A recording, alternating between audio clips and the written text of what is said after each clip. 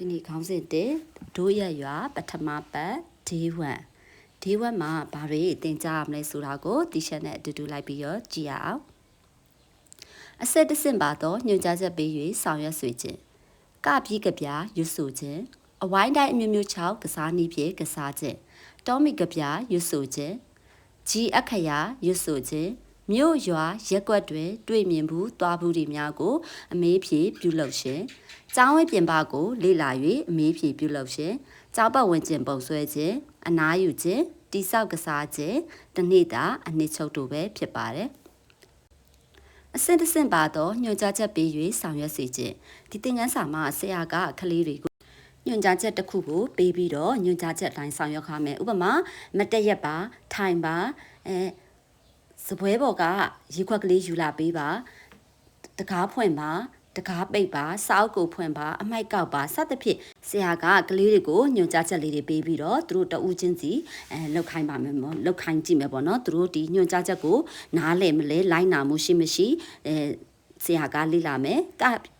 ကပြီးကပြရွတ်ဆိုခြင်းဒီကပြီးကပြကတော့ဒီချက်ဗီဒီယိုတွေလည်းတင်ထားပါတယ်ပေါ့နော်ဘယ်လိုလေးလဲဆိုတာဝင်ကြည့်ပေးမယ်ပေါ့နော်ခါတိုင်းပြီးကပြတင်ကြားနေအတိုင်းတင်မယ်ပေါ့နော်အဝိုင်းတိုင်းမျိုးမျိုး6နေကစားနေဖြင့်ကစားခြင်း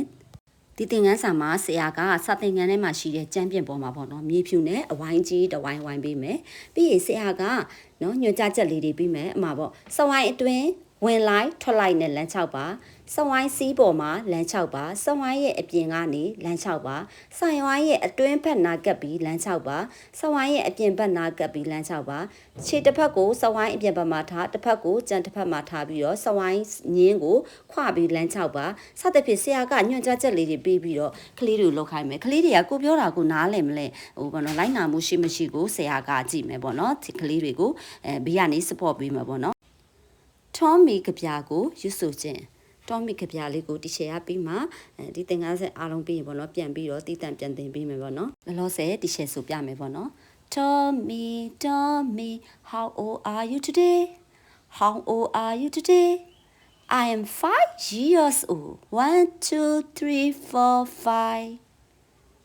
ဆရာကရှေ့မှာသင်ကြားခဲ့တဲ့အတိုင်းကပြရွတ်ဆိုနေတိုင်းသင်ကြားပေးပါမယ်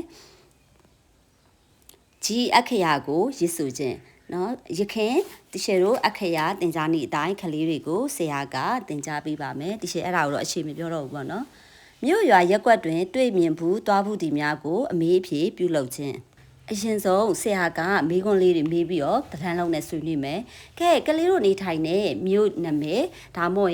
်ရွာနာမည်ရက်ကွက်နာမည်ကဘာလဲအရင်ဆုံးမေးမယ်ပေါ့နော်ပြီးလို့ရှိရင်ကလေးတို့ရွာထဲမှာဒါမှမဟုတ်ရက်ကွက်ထဲမှာမြင်ဘူးသွားဘူးတာတွေဘာတွေရှိလဲဥမာရက်ကွက်ထဲသွားရင်ဘာတွေတွေ့ရလဲရွာထဲသွားရင်ဘာတွေတွေ့ရမလဲဥမာမြို့ထဲသွားရင်ဘာတွေတွေ့ရမလဲမြို့ထဲသွားရင်ဆိုရင်တချို့တို့ဖျားတွေရှိမယ်ဈေးတွေရှိမယ်ရုပ်ရှင်ရုံတွေနော်လမ်းကြီးတွေနော်နောက်ကမီးပွိုင်းတွေမတိုင်တွေစသဖြင့်မြို့မှာနေတဲ့ကလေးတွေဆိုရင်ပေါ့နော်ရွာမှာနေတဲ့ကလေးဆိုလဲရွာထဲသွားမယ်ဆိုလို့ရှိရင်အင်ဂျီချင်းလူတွေရှိမယ်ရွာဖုံးကြီးကျောင်းရှိမယ်စသဖြင့်ပေါ့နော်ကလေးတွေကိုမေးမယ်ကလေးတွေနဲ့အပြန်လည်မေးခွန်းလုပ်ပြီးဆွေးနွေးပါမယ်ကျောင်းဝင်းပြင်ပကိုလေ့လာ၍အမေးဖြေပြုလုပ်ရှင်ဒီသင်ခန်းစာမှာဆရာကကလေးနဲ့အတူကျောင်းဝင်းထဲမှာနေပြီးတော့ကျောင်းအနီးပတ်ဝန်းကျင်ကိုလေ့လာမယ်ပြီးရင်တွေးကြည့်ချက်တွေကိုမှတ်သားခဲ့ဖို့မှာကြမယ်ပြီးရင်ကျောင်းအနီးပတ်ဝန်းကျင်မှာတွေးခဲ့ရတဲ့ဟာတွေကိုအမေးဖြေပြုလုပ်မယ်ဥပမာကျောင်းရဲ့ရှေ့မှာဆိုဘာလဲတီရှပ်သင်ခဲ့တဲ့ကျောင်းဆိုကျောင်းရဲ့ရှေ့မှာကားလမ်းရှိတယ်ရထားလမ်းရှိတယ်စသဖြင့်ပေါ့ကျောင်းဘေးမှာဆိုဈေးရှိတယ်အဲ့လိုမျိုးပေါ့နော်ကလေးတွေကိုပြန်ပြီးတော့မေးပါမယ်ကျောင်းပတ်ဝန်းကျင်ပုံဆွဲခြင်းဒီသင်ခန်းစာမှာဆရာကအရင်ဆုံးတင်မောပေါ်မှာ4000ပုံပေါ့နော်4000ကွက်ကြီးတစ်ခုဆွဲလိုက်မယ်ဆွဲပြီးကလေးတွေကိုခုနကဆရာမနဲ့အတူလေ့လာခဲ့တဲ့တွေ့မြင်ခဲ့တဲ့ဟာတွေကိုတစ်ခုချင်းစီမေးပြီးတော့ကျောင်းရဲ့ပုံပေးမှာဖြည့်ဆွတ်ပေးမယ်အဲ့လိုဆွဲတဲ့နေရာမှာကလေးတွေကဆွဲလို့ရအောင်ဆရာကလွယ်ကူတဲ့နည်းနဲ့လည်းဆွဲပြပေးလို့ရပါတယ်မှာပေါ့ကျောင်းရှိမှာဘာတွေတွေ့ခဲ့လဲတွေ့ခဲ့တဲ့ဟာကိုမေးပြီးတော့ဆရာကအမှဈေးတွေ့ရဆိုဈေးဆွဲမယ်ကျောင်းရှိမှာလမ်းမကြီးတွေ့ခဲ့ဆိုလမ်းမကြီးဆွဲပြမယ်နမူနာပေါ့နော်ကျောင်းရဲ့ဘေးမှာဖျားရှိတယ်ဈေးရှိတယ်ဘာညာစတဲ့ဖြစ်ပေါ့အဲ့လိုတစ်ခုပြီးတစ်ခုဆွဲပြမယ်ကလေးတွေကိုအမေးဖြေလုပ်ပြီးတော့ပေါ့နော်ပြီးရင်ဆရာကနောက်တစ်နေ့မိမိတို့မြို့ရွာရက်ကွက်အတွင်းမှာမြင်ဘူးတွေ့ဘူးခဲ့ဒီများကိုမှတ်သားလာခဲ့ဖို့မှာကြမယ်ဥမာဈေးတို့ဖျားတို့စေကန်းတို့ရုပ်ရှင်ရုံတို့စူပါမားကတ်တို့စတဲ့ဖြစ်ပေါ့နော်တရိษံဥယျာဉ်စတဲ့ဖြစ်ပေါ့နော်မှတ်သားခဲ့ဖို့မှာမယ်အနားယူခြင်းကလေးအနားယူခြင်းဖြစ်ပါတယ်တ တိဆောက်ကစားခြင်းဒီတင်ငန်းစာမှာဆရာကစာသင်ခန်းထဲမှာရှိတဲ့တင်ထောက်ကူပစ္စည်းတွေနဲ့ကလေးတွေကိုပေါ့နော်အုပ်စုဖွဲ့ပြီးတော့တိဆောက်ခိုင်းမှာပဲကလေးတွေသူတို့လိုသလိုတိဆောက်ထားတဲ့ဟာကိုဆရာကအုပ်စုလိုက်ပြန်ပြီးတော့ရှင်းပြခိုင်းမှာပေါ့နော်ဒါကဘာပုံဆွဲထားရလဲဒါကြောင်းလားဈေးလားပေါ့နော်သူတို့စိတ်ကြိုက်ဆွဲထားတဲ့ဟာကိုဆရာကအုပ်စုတစ်စုချင်းစီမေးပါမယ်မေးဖြေပြုလုပ်ပြီးတော့မေးဖြေပြုလုပ်ပေးပါမယ်တနေ့တာအနှစ်ချုပ်ပါမယ်အားလုံးကိုကျေးဇူးတင်ပါတယ်